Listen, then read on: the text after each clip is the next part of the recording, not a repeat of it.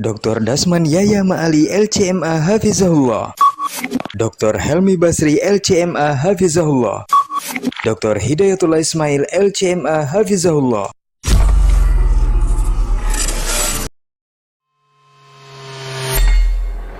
Di para sahabat itu, kaum muslimin, yang terbayang bagi mereka itu adalah infak, yang terbayang bagi mereka adalah sebuah kebahagiaan, keselamatan di akhirat yang kekal dan abadi di sisi Allah Tabaraka wa Ta'ala.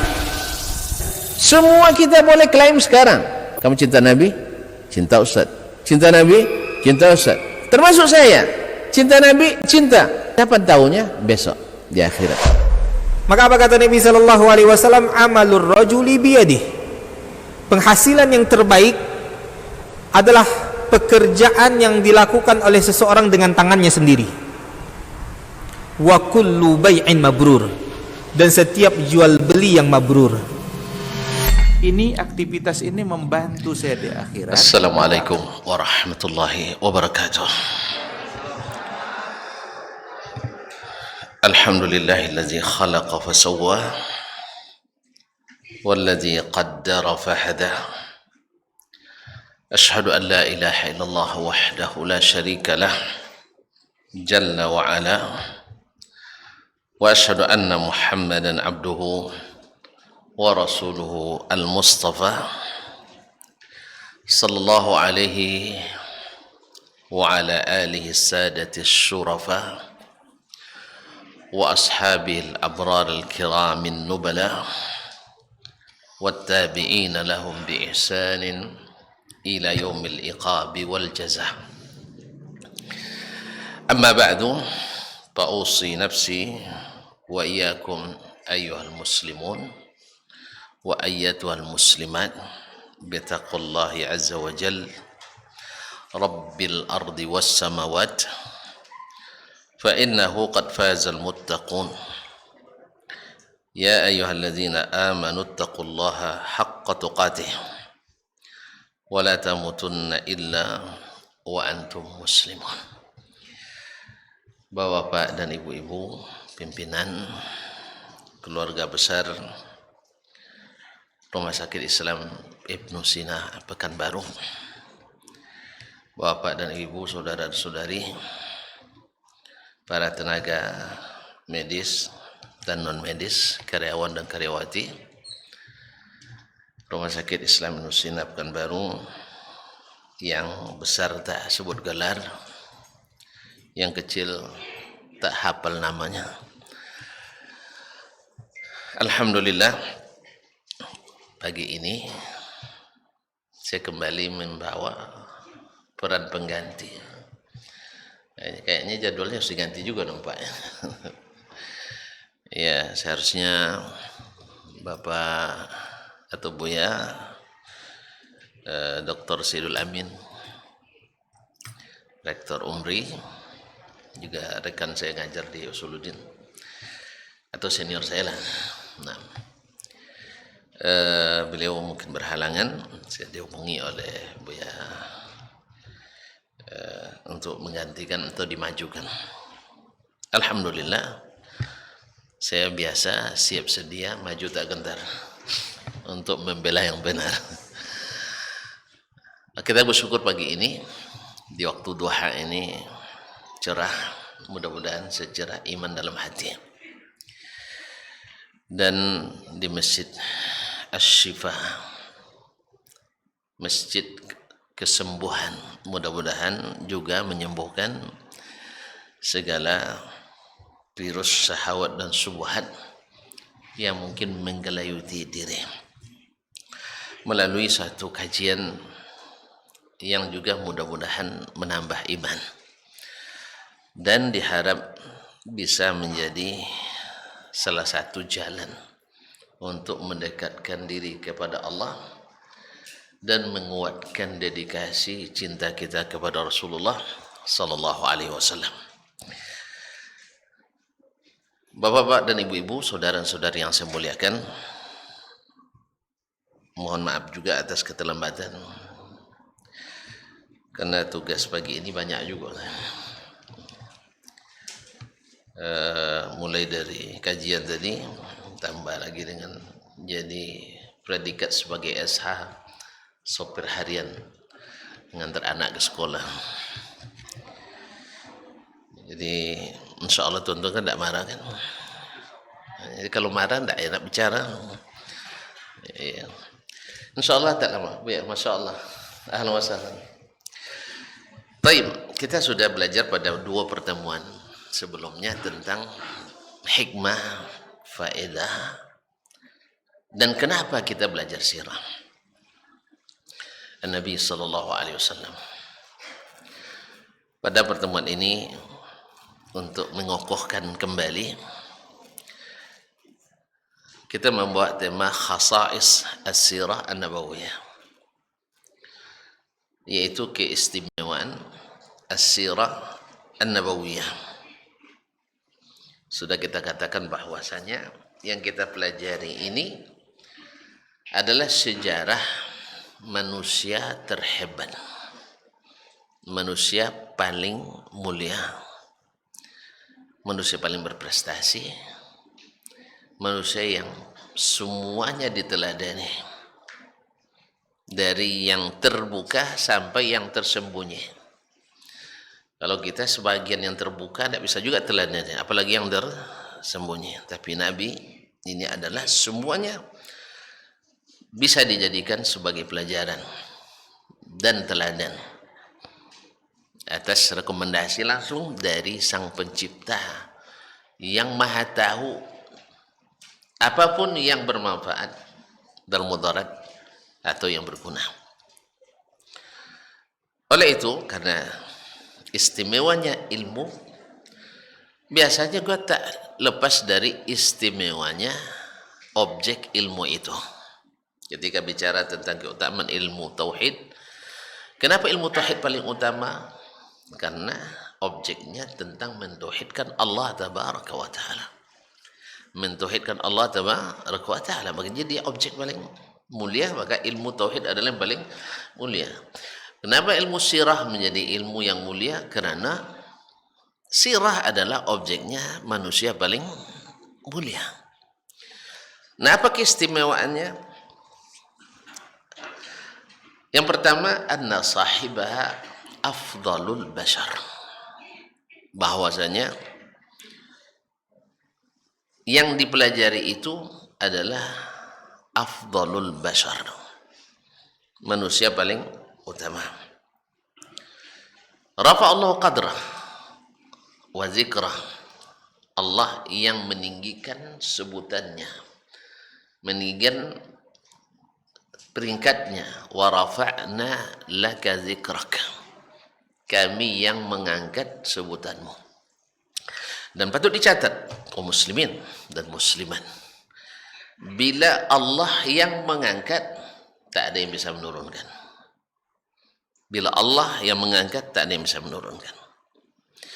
Walaupun seluruh kekuatan di dunia ini bersekol-kol dan bersatu untuk menjatuhkan, tidak akan pernah dijatuhkan. Dimusuhi, tak akan pernah dijatuhkan. Itulah kalau Allah yang mengangkat. Makanya kaum muslimin dan muslimat, misalnya Nabi Nuh alaihissalam berdakwah 950 tahun. Ada obat pemanjang umur sekarang. Hah? Ada yang nak coba minum obat pemanjang umur, mati gara-gara obat itu. Aduh, enggak, kalau ada saya nak minta. Hah? Ya minta aja, enggak beli dah. Kaum muslimin 950 tahun tidak beriman kepadanya kecuali hanya sekitar 40-an, dalam riwayat lain 80-an. La ilaha illallah. Kaumnya yang tinggi-tinggi itu semuanya jatuh tenggelam, sedangkan Nuh masih terbaca namanya, terpuji dan tinggi sepanjang umur alam. Demikian juga umat Nabi Lut alaihi salam. Beliau juga direndahkan, diintimidasi, diprovokasi, dan sering dipersekusi. Ini juga kepada saudara-saudara kita yang muslim yang suka mempersekusi dakwah. Ini imamnya amat jahiliyah. Jadi persekusi dakwah itu sunnahnya jahiliyah. Berarti perangai-perangai jahiliyah. Semakin banyak orang persekusi dakwah itu perangai jahiliyah semuanya. Sebab ahli sunnah yang benar-benar mengikut Nabi SAW, alhamdulillah tak pernah terlibat membubarkan kajian. Yang terlibat adalah yang menentang sunnah-sunnah Nabi SAW, walaupun atas nama ahlu sunnah. Makanya mempersekusi dakwah itu bukan perangai orang Islam, tapi perangai jahiliyah. Tapi jangan salah paham, berarti orangnya orang jahiliyah tidak. Ya, perangainya tadi. Sebab Nabi SAW pernah saling mencela, bukan Nabi ya, sahabat, ada sahabat saling mencela sesamanya. Dia berkata kepada Bilal ibn Rabah, memanggilnya Yabna Sauda, wahai anak perempuan hitam. Lalu Nabi katakan, ya Abu Zar, inna fika la jahiliyah, inna fika la jahiliyah, sesungguhnya pada dirimu terdapat perangai jahiliyah. Tapi Abu Zar tidak jahiliyah. Jelas ya, jelas ya. Kadang-kadang nanti salah sambut pula, berarti yang bubar kajian itu orang kafir itu bukan. Ini orang sering menafsirkan perkataan kita, maka sekarang saya jelaskan. Sebenarnya tidak masuk dalam kajian ini. Ma'asyiral kiram yang dirahmati Allah Subhanahu wa taala, dan semua Nabi kita alaihi salatu wassalam adalah sayyidu waladi Adam, penghulunya anak Adam semuanya. Akan terlihat jelas nanti di akhirat. Sebab di dunia kan tidak nampak jabatan itu. Dia adalah sayyidu waladi Adam. Yang beriman percaya. Karena kita alhamdulillah, kalau kita sekarang kan tidak payah itu kita. Bahwa Nabi adalah sayyidnya waladi Adam, penghulunya anak Adam. Tetapi dia, orang-orang yang tidak beriman tidak percaya dia. Kapan dia percaya? Yauma la yanfa'u nafsan imanuha lam takun amanat min qabl. Hari di mana imannya suatu jiwa tak bermanfaat lagi. Di mana dulu dia tidak beriman. Orang kafir nampak nanti itu. Ketika seluruh umat manusia dan seluruh hamba-hamba Allah di kalangan jin dan manusia berkumpul untuk dihisab. Dari itu terlihat bahwa Nabi adalah sayyidu waladi Adam. Apa sebab? Para Nabi hari itu berkata, nafsi, nafsi. Nafsi, nafsi. Selamatkan diriku ya Allah, selamatkan diri. Kalau Nabi bilang, ummati, ummati. Kaum muslimin dan muslimat, dahsyatnya hari itu Allah murka, semurka-murkanya, tak pernah murka seperti itu sebelumnya, tak akan murka lagi seperti itu setelahnya. Umat manusia menunggu lama. Kita menunggu antrian vaksin aja lama terasa. Antrian masuk pesawat lama terasa. Padahal berapa orang? Ini menunggu di satu hari padang mahsyar yang lamanya hanya 50.000 tahun. Bayangkan, 50.000 tahun. Bukan di ruang ber-AC, tapi tanah datar yang matahari 2 mil dari kepala. Kalau tuan tahu ini, dia yakin bersiap untuk itu. Persiapannya adalah amal saleh kita, amal iman. Sebab hari itu orang ditenggelamkan oleh keringatnya. Nah, saat itu orang ingin cepat selesai urusan. Sama kita juga di dunia ini kan ingin cepat urusan. Kalau nak cepat urusan, cari siapa yang paling berpengaruh. Kan begitu? Nak dapat tanda tangan direktur misalnya, nak dapat tanda tangan manajer, nak dapat tanda tangan pimpinan. Iya kan? Nah, hari itu mereka berpikir, Adam, manusia pertama, patutlah dia dijadikan untuk memudahkan, mencepatkan hisab ini. La ilaha illallah. Adam angkat tangan, saya tidak bisa. Saya dilarang mendekati satu pohon saja. Mungkin yang laki-laki bisa pindah sini aja. Nana. Kurang pas juga di belakang ibu-ibu. Agak risih ibu-ibunya. Sini ada depan saja. Nah, Sini aja biar apa. Jadi kaum muslimin dan muslimat dirahmati Allah SWT. Jadi tidak nyaman nanti ibu ni kan tidak nyaman dia jadi tidak husuk juga kajiannya. Nah, baik. Kaum muslimin dan muslimat dirahmati Allah SWT. Sampai di mana tadi? Hah? Saya pun jadi tidak nyaman juga jadi. Nabi Adam alaihissalam saya dilarang sebanyak itu pohon yang bagus-bagus, sebanyak itu pohon yang rindang-rindang, ya sebanyak itu buah yang manis-manis, dilarang satu saja, saya tidak tahan. Nah ini yang bahayanya. Awak kalau dilarang pasti penasaran ya. Ini pasti penasaran. Makanya kadang-kadang para ulama tarbiyah, ulama pendidikan mengatakan kalau orang belum kenal pelanggaran itu, tidak tahu bahwa itu pelanggaran, tidak usah dulu disebutkan katanya. Sebab kadang-kadang orang seperti kata pepatah Arab, kullu mamnu'in marghub. Segala yang dilarang itu pasti orang nak coba-coba. Allah musta'an. Ma'asyarul kiram. Adam saya bilang tidak bisa. Tapi coba kalian pergi ke Nuh alaihissalam supaya dia yang bicara kepada Allah. Rasul kita ini melobi ya untuk berikan syafaat. Pergi ke Nuh alaihissalam. Nuh juga tidak bisa. Sebab saya dilarang oleh Allah untuk berbicara tentang orang yang tidak beriman setelah dia dihukuman.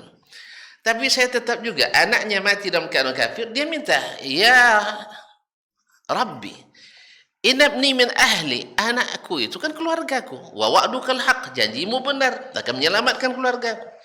Lalu Allah katakan, bukankah sebelumnya sudah disebutkan wala tukhatibni fil ladzina kafaru, kamu jangan lagi berbicara tentang orang kafir denganku, mereka sudah termasuk orang yang ditenggelamkan. Maka Nuh merasa itu pelanggaran.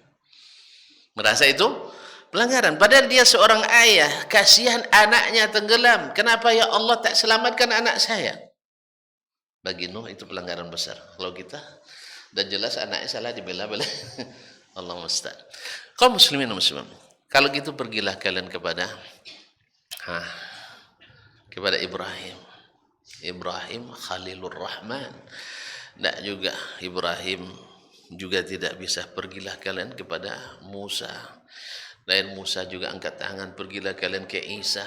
Isa juga tidak bisa. Walaupun Isa dianggap sebagai anak Tuhan oleh orang, tapi tetap Isa mengatakan saya tidak mampu. Allah murka. Alasan semua mereka adalah Allah hari ini murka. Allah murka. Orang sedang mana?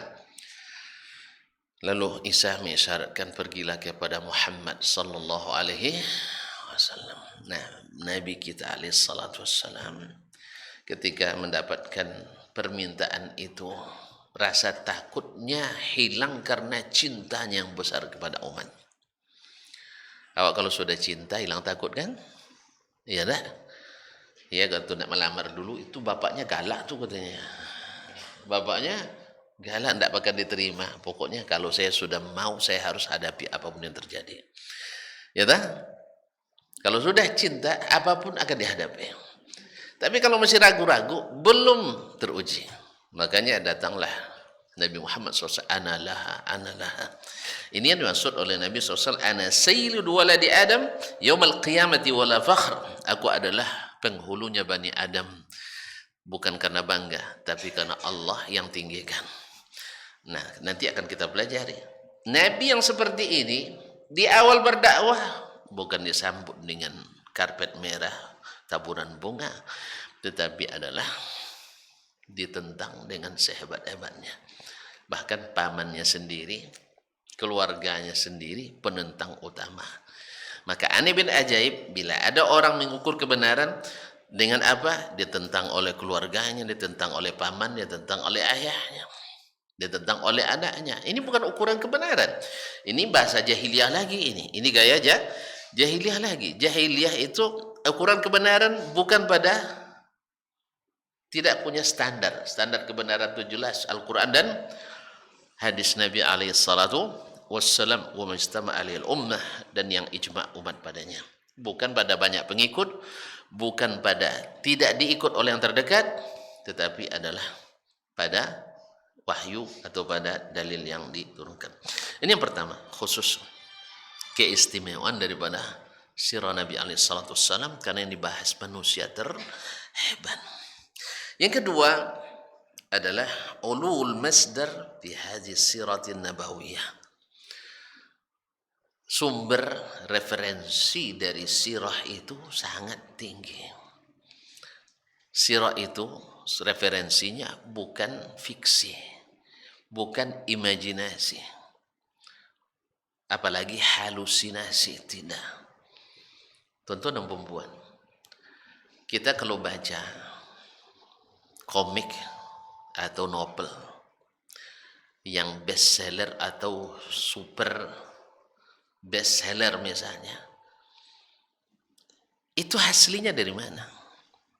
Hanya sebuah imajinasi, sebuah hayalan dirangkum dari berbagai pengalaman diri atau orang lain, atau sama-sama memang sekedar hayalan saja, susah dibuktikan dalam kenyataan. Tapi subhanallah, tidak sedikit kita hobi membacanya. Kadang-kadang sampai tamat pula. Padahal hanya sekedar imajinasi. Yang ngarangnya kadang tidak bisa buat kayak gitu. Dia tulis novel tentang perjuangan. Dia sendiri tuntut berjuang, tidak bisa. Hayalan. Bicara tentang pemikiran atau tentang sains dalam novelnya, dia sendiri tidak tahu apa-apa tentang itu. Lalu buat novel tentang cinta, dia sendiri gagal bercinta. Makanya yang paling banyak gagal bercinta adalah yang sering main film cinta. Iya. Makanya tinggalkanlah film-film cinta itu. Tinggalkan novel-novel cinta itu. Mereka orang gagal kebanyakan, bukan orang berhasil. Tidak perlu dibayar, perlu ditanya kenapa sebulan-sebulan. Jangan. Karena juga sudah jadi acara ribah juga. Ada acara apa namanya? Takut dibilang sering nonton ya. Nah, takut dibilang sering. Tahu semua, tahulah semuanya. Ya ada, pokoknya ada cerita selingkuh, cerita cerai, cerita talak, cerita berkelahi suami istri dan sebagainya. Rata-rata dinominasi oleh orang-orang yang sering main cinta atau main film drama cinta. Ternyata semuanya hanya drama. Sedangkan sirah Nabi tidak, dia bukan drama, dia asli. Dia asli, referensinya valid. Referensinya A1 kata orang sekarang. Bukan di atas A1 lagi.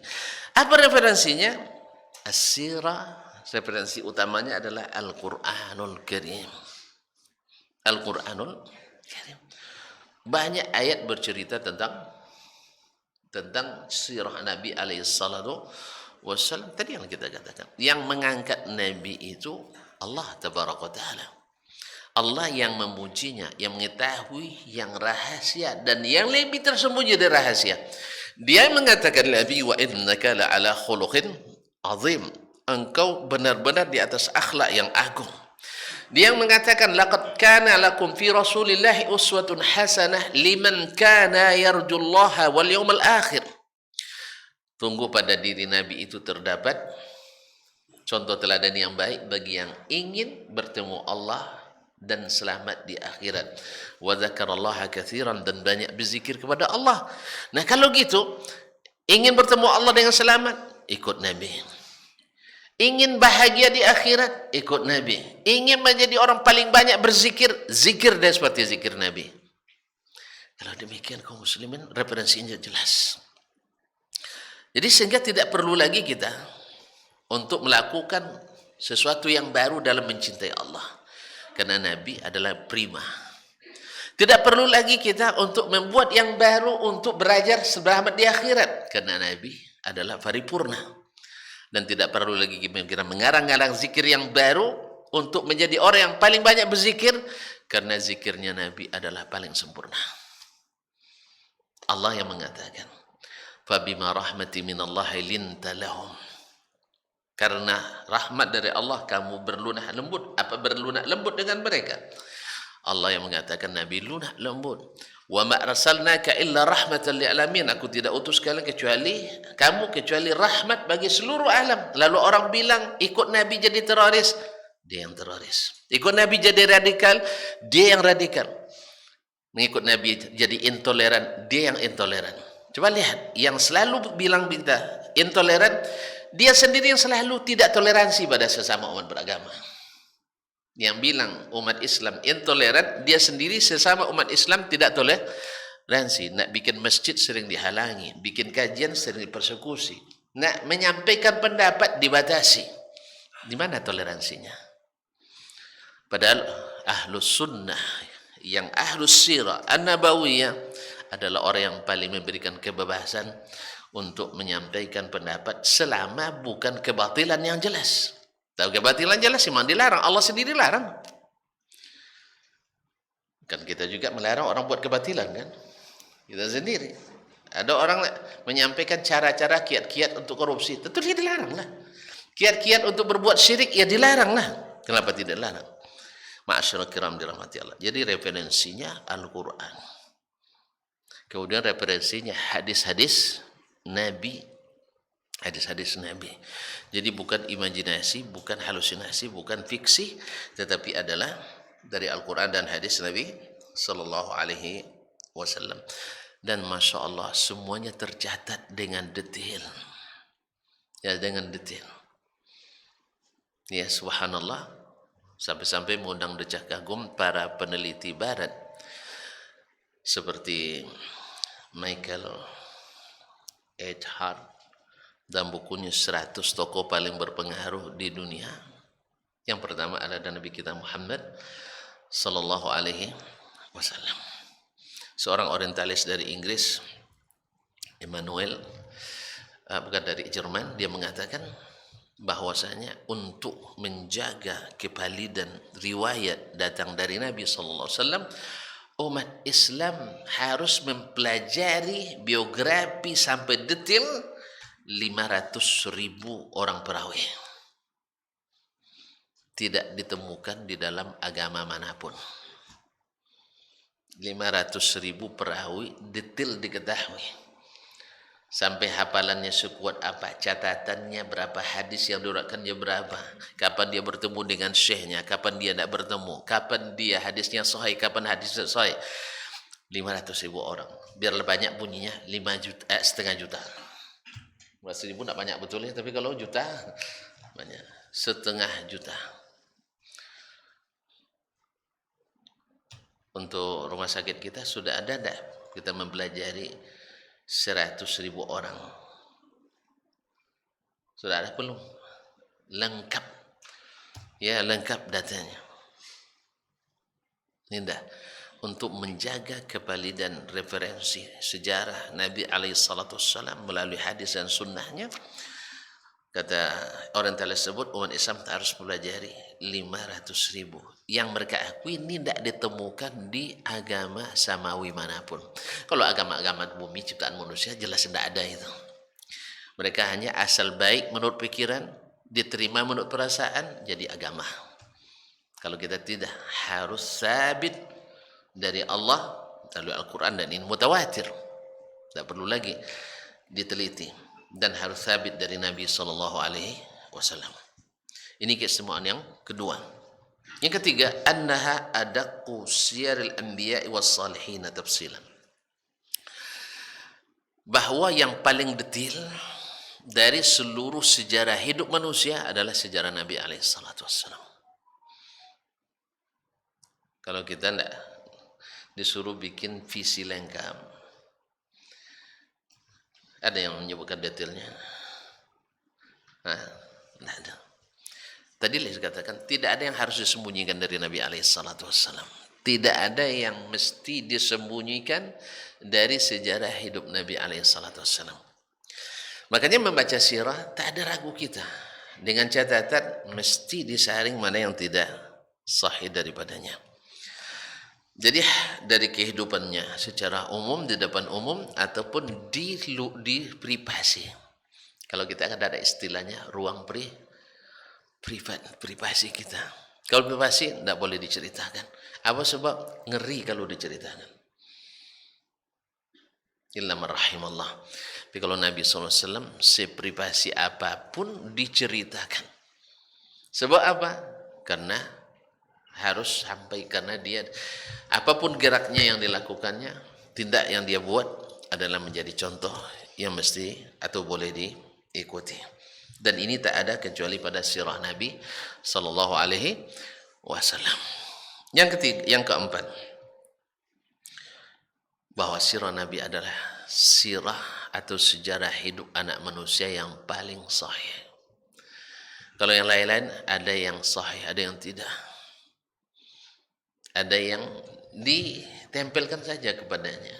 Sampai kepada sejarah-sejarah orang saleh sekalipun dari umat ini, Syekh Fulan, Wali Fulan, Kiai Fulan, berapa banyak dinisbatkan kepada mereka hal-hal yang tidak sabit dari mereka. Dulu waktu saya masih di pondok, begitu, ada film namanya film Wali Songo. Wali Songo. Awak karena film Wali Songo, awak anak pondok kan minta izinlah sama Buya, boleh pergi nonton film Wali Songo itu. Lepas itu adalah film Sunan Kalijogo. Hah? Sunan Kali apa? Kalijodo. Sunan Kalijogo gitu ya. Setelah dilihat, waktu itu kita ya nengok orang terbang-terbang gitu kan, kagum luar biasa, ini karamah ini. Ternyata setelah teliti, tidak ada sejarah-sejarah itu sampai kepada mereka. Banyak yang buat yang namanya film. Yang namanya film, banyak kreasinya. Yang orang film tahulah kita, rata-rata tidak punya latar belakang agama. Rata-rata tidak punya latar belakang agama yang cukup, yang valid, yang baik. Kalau sudah masuk ke dunia itu rata-rata tidak kokoh agamanya. Sehingga yang penting asyik ditonton, itu yang penting. Targetnya gitu, mengejar apa istilahnya kalau film semakin banyak rating, rating. Ya rating. Kalau di YouTuber apa yang banyak subscribers untuk apa itu? Apalagi kan ini kan tentunya tujuan. Sedangkan sirah Nabi sirah Nabi alaihi salatu wassalam yang dinisbatkan kepadanya wajib sahih. Apa sebab? Karena menisbatkan yang tidak sahih ke Nabi masuk neraka. Jadi tidak sembarang kita menisbatkan Nabi alaihi salatu wassalam. Man kadzaba alayya muta'ammidan falyatabawwa maq'adahu minan nar. Siapa yang menisbat berdusta atas namaku dengan sengaja, sama dengan menyiapkan tempat duduk di neraka. Berarti tidak boleh. Nah, andai pun ada dinisbatkan, diriwayatkan kepada Nabi, kalau kita tahu, wajib kita nafikan. Kalau ada yang nak mencoba membuat, wajib kita tegah dan wajib kita jelaskan. Banyak juga yang dinisbatkan ke Nabi tapi tidak sahih. Pertama, ada yang menyebutkan, murid menyampaikan, perawi meriwayatkan, ada kan? Penulis mencatatkan. Tapi apakah semuanya benar? Tidak.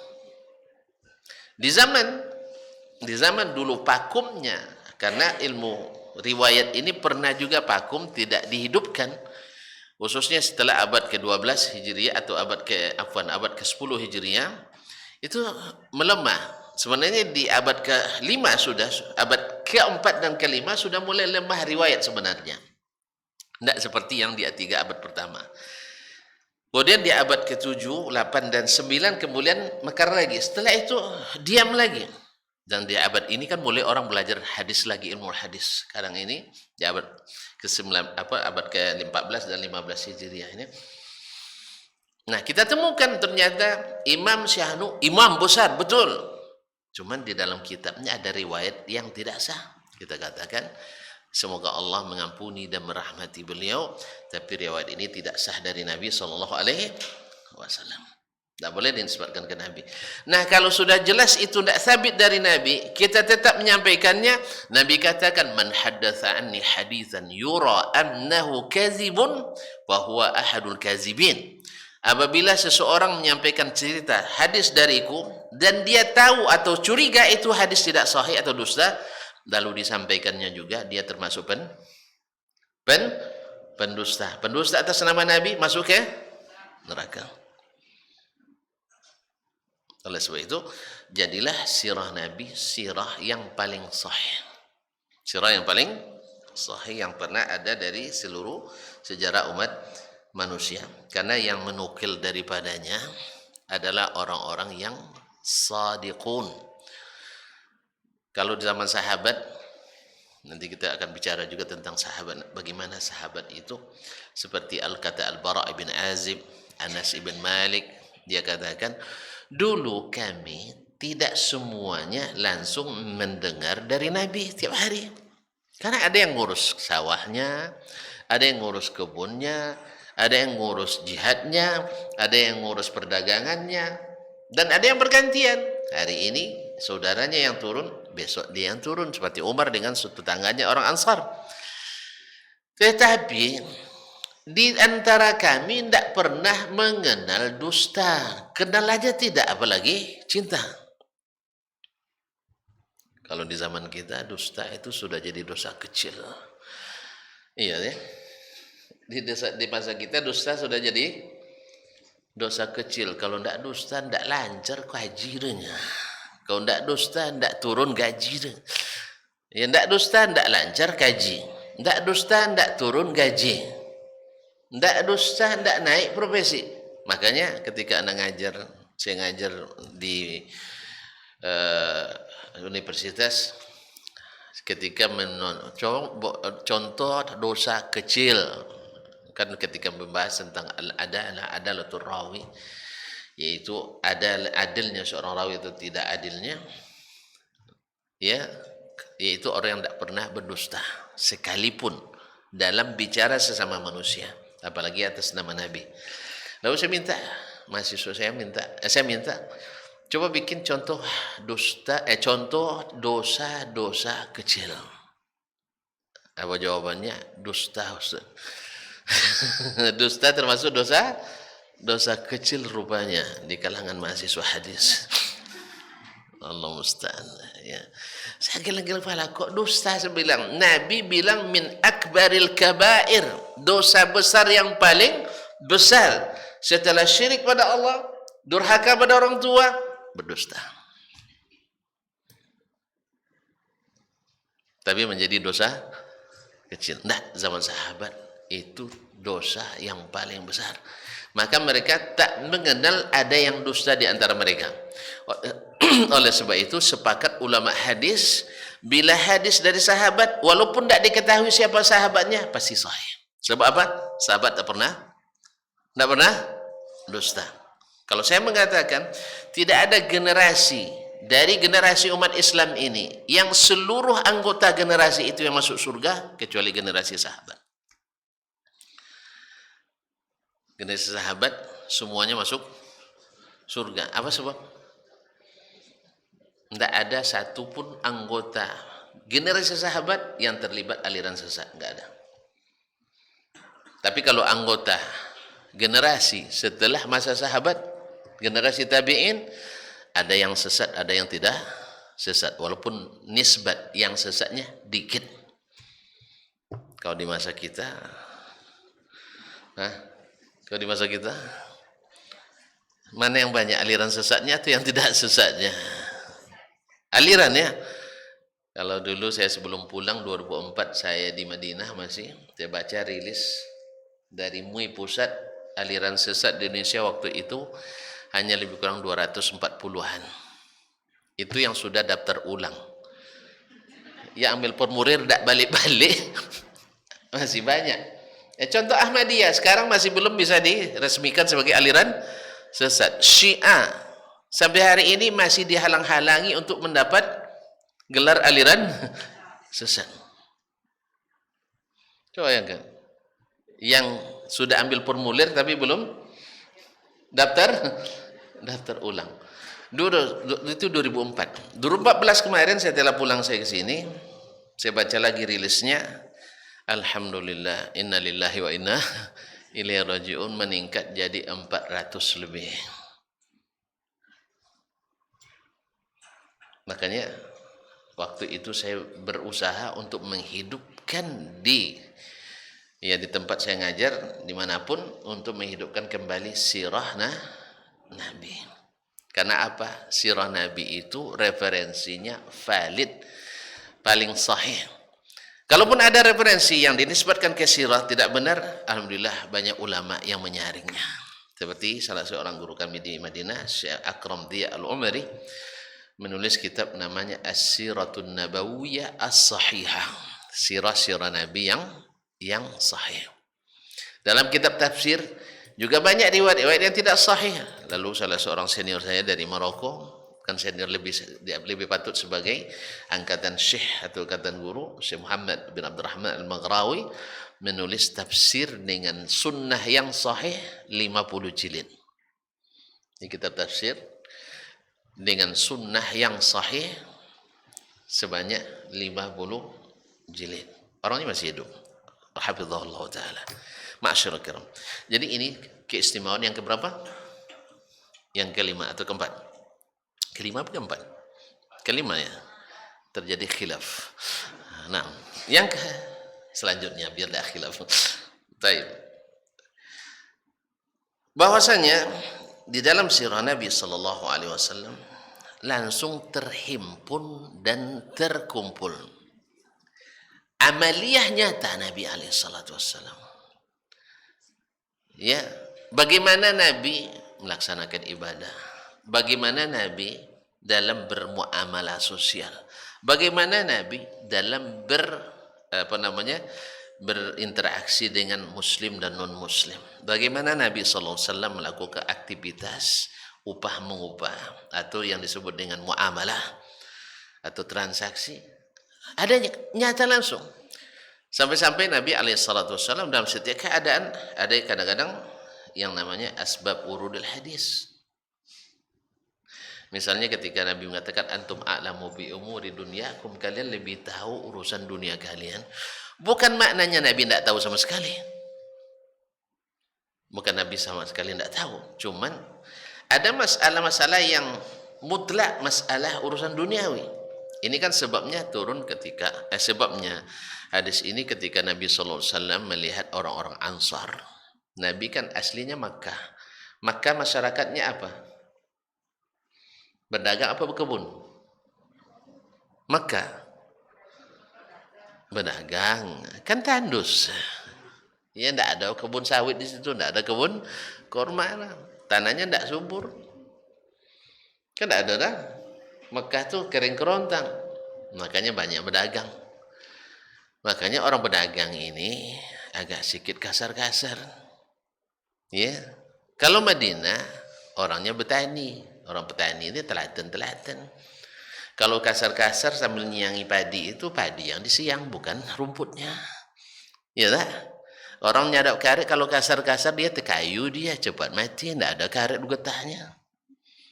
Orang nanam jagung harus lambat-lambat juga tidak patah nanti. Nih.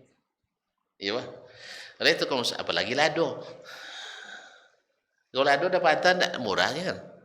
Tapi yang patah sekarang pun mahal juga nampaknya. Jadi beruntung orang yang tidak terlalu suka cabai nampaknya. Sekarang ini. Nah, sekarang kaum muslimin dan muslimat. Jadi ada amaliyah langsung. Bagaimana beliau berjihad sehingga kita tahu ada orang sekarang melakukan serangan-serangan, peledakan-peledakan. Kita bilang ini tidak jihad, ini jahat. Apa sebab? Sirah sudah menjelaskan jihad. Ini dawabitnya. Ini cara-caranya. Ini caranya. Tidak semua orang yang kafir pada Allah harus dilenyapkan. Tidak. Nabi sudah tentukan. Makanya belajar sirah bukan bikin orang teroris. Justru membelakangi sirah bikin orang radikal. Cuman sayang orang belajar agama Islamnya pergi ke Eropa, pergi ke Barat. Dia baca tentang sirah Nabi dari orang yang anti. Ada musuh yang menyebutkan kemuliaan lawannya? Hah? Rata-rata mereka pembenci. Orang benci wa ainur ridha an kulli aibin kalilatun wa ainus sukhti tubdil masawiyah. Orang yang sudah ridha segala aib tertutupi. Tapi kalau orang yang benci, yang tak aib pun menjadi menjadi kelemahan. Dia belajar Islam kepada orang yang tidak Islam, belajar iman pada orang tidak beriman. Mungkin dia beriman. Hah? Awak belajar mancing, belajar ke para medis. Tidak pernah ngono orang mancing. Orang yang kalau di ini tuan-tuan perempuan di sini pandai mancingnya ke pasar pagi, pasar pusat, atau cepat ngononya tuh, cepat menggotu. Kalau bawa mancing ke sungai, setengah hari habis umpan oleh air. Ya, saya udah coba juga pergi mancing, nggak ngono-ngono. Ya sehari berangkat, udah pergi mancing tuh berangkat jam 2 malam berangkat. Besok pulangnya jam 2 malam lagi sampai di rumah. Tidak ada dapat. Duit untuk pergi mancing lebih banyak habis daripada hasil pancingan. Apa sebab? Tidak kojo kita dikerjakan. Bukan kerja kita. Sekarang tidak cari iman kepada orang kafir, mana dapat? Akhirnya menyerang orang-orang beriman. Tuh lihat. Berapa banyak pakar-pakar Islam tapi belajar kepada orang non-Muslim. Akhirnya itu yang terjadi. Nah di situ pentingnya kembali kita belajar sirah Nabi. Amaliyah nyatanya nampak. Sehingga peluang untuk saling memusuhi sesama Muslim semakin menipis. Tapi kalau enggak, masing-masing ambil ayat Quran, tafsirkan masing-masing menurut keyakinan masing-masing. Ini yang menyebabkan kita senantiasa yang bercanggah dan sebagainya. Yang kemudian kaum muslimin dan muslimat dirahmati Allah SWT, bahwasanya sirah Nabi itu berkaitan langsung dengan masa, tempat, kejadian, turun ayat, datang hadis, tempat-tempat bersejarah dan sebagainya. Jadi akan lebih cepat diingat dan akan cepat dihayati. Misalnya sirah Nabi perang Uhud, pergi tuan-tuan ke Madinah, ziarah ke bukit Uhud. Lalu terlihat oleh kita situasi dan kondisi bagaimana waktu itu. Nabi SAW menjadikan markasnya membelakangi Uhud, sebab dalam ilmu strategi perang masa itu tidak akan ada serangan dari balik bukit.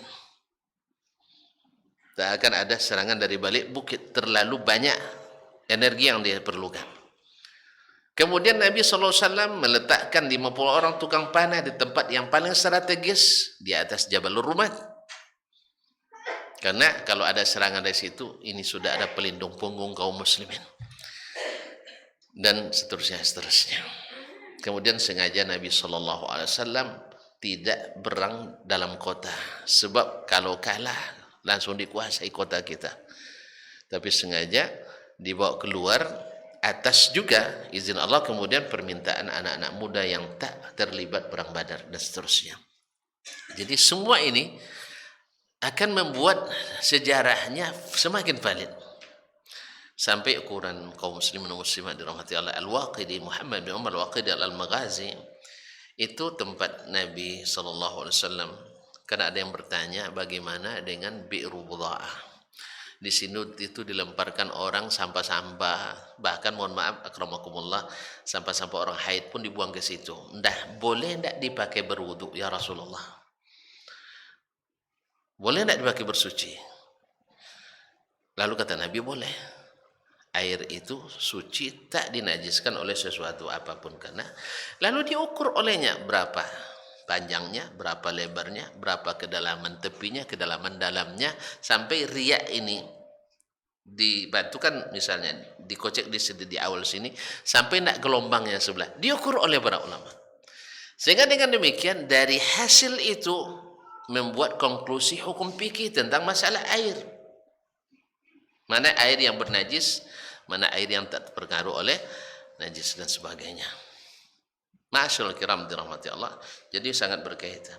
Kemudian kaum muslimin dan muslimat dirahmati Allah SWT, bahwasanya sirah Nabi itu seperti yang sudah kita sebutkan dalam 2 pertemuan sebelumnya, bahwasanya mengandung banyak pelajaran, banyak ibrah. Ya, ada kita misalnya yang dapat musibah kehilangan orang tua, Dalam sirah disebutkan Nabi lahir tak ada ayah. Sehingga yang tak punya ayah tak berputus asa.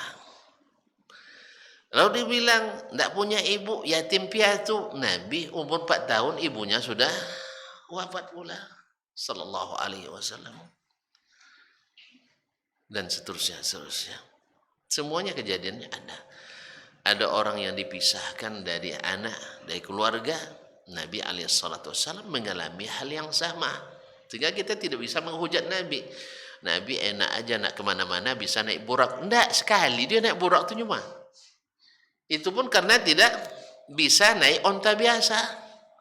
Kan Isra Mi'raj aja pakai burak kan? Karena dia mukjizat. Selebihnya naik onta. Naik onta atau naik keledai Nabi SAW.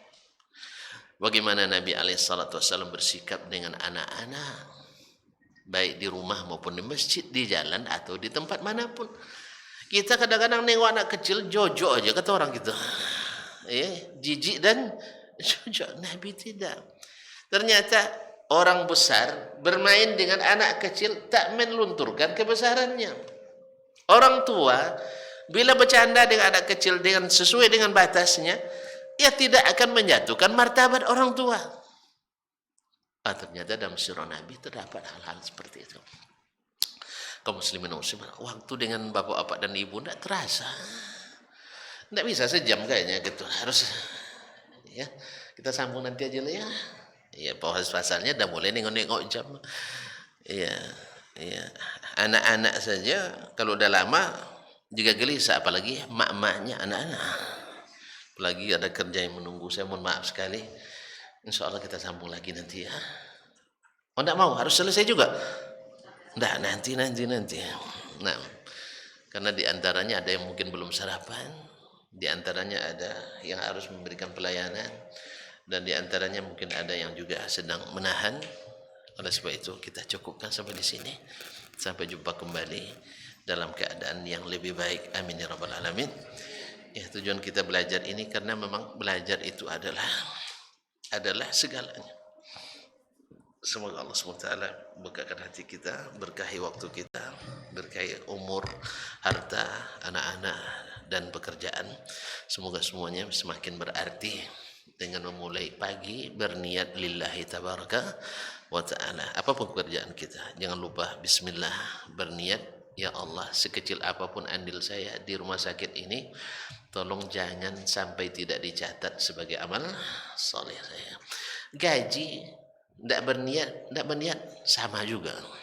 Ya dah. Apalagi mungkin kalau dengan niat yang baik, Allah berkahi itu gaji kita. Wallahu musta'an wa alaihi tuklan. Dan ini mungkin kenapa rumah sakit atau keluarga besar ini, pimpinan kita membuat kajian-kajian ini bukan karena paksaan itu, sebab memang harus diadakan. Siapapun, ustadz harus ngaji juga, ulama harus ngaji juga, dai harus ngaji juga, semua kita harus ngaji. Dan kalau sendiri kadang-kadang ngantuk kita. Kalau dengan bersama-sama nih ngantuk pun dibangunkan kadang. Oleh sebab itu mudah-mudahan kajian ini tetap berlanjut. Semakin sehari semakin lebih baik. Mana tahu suatu saat masjid kita lebih besar lagi dari ini, Pak Ketua. Ya kan, kalau Allah tidak payah, kita aja yang payahnya. Kalau bagi Allah tidak payah, mungkin nanti bikin lantai 2 ke atas. Berdoalah sama-sama kita. Tidak tahu lidah siapa yang masin kata orang tua kan. Terima kasih. Tidak ada pertanyaan. Pertanyaan kemarin kan sudah dijawab sama dokter kan? Sudah kan? Ya, saya berjanji kalau dia tidak jawab, saya jawab. Sudah kan? Alhamdulillah. Nah, itu yang bagus itu. Berikan kepada yang takhasusnya. Wallahu ta'ala a'lam wa sallallahu ala nabiyyina Muhammad wasallam wa subhanakallah bihamdik asyhadu an la ilaha illa anta astaghfiruka wa atubu ilaik. Wassalamualaikum warahmatullahi wabarakatuh. Majtama'a qaumun fi baitin min buyutillah yatluna kitaballah wa yatadarasunahu fima bainahum illa nazalat alaihimus sakinah wa ghasyiyatuhumur rahmah wa haffat bihimul malaikah wa dzakarahumullahu fiman indah. Tidaklah suatu kaum duduk di salah satu rumah Allah membaca ayat-ayat Allah, dan sama-sama mempelajarinya, kecuali turun kepada mereka as-sakinah, ketentraman dan kenyamanan. Wa ghasyiyatuhumur rahmah, dan mereka diliputi pula oleh rahmat, kasih sayang dari Allah Subhanahu wa taala. Wa haffat bihimul malaikah, dan mereka pun dikelilingi oleh para malaikat, karena malaikat suka majlis-majlis zikir dan ilmu. Wa dzakarahumullahu fi man indah, dan Allah akan banggakan sebut-sebut mereka di kalangan malaikat-malaikat yang ada di sisinya, di masyarakat atas. Mudah-mudahan kita termasuk yang sering disebut-sebut di sisi Allah di kalangan para malaikat, dan di akhir majelis ini mudah-mudahan kita pula mendapatkan seperti yang tersebut dalam hadis qudsi, qumu maghfuran lakum, silahkan berangkat meninggalkan majelis ini dalam keadaan diampuni dosa-dosa kalian.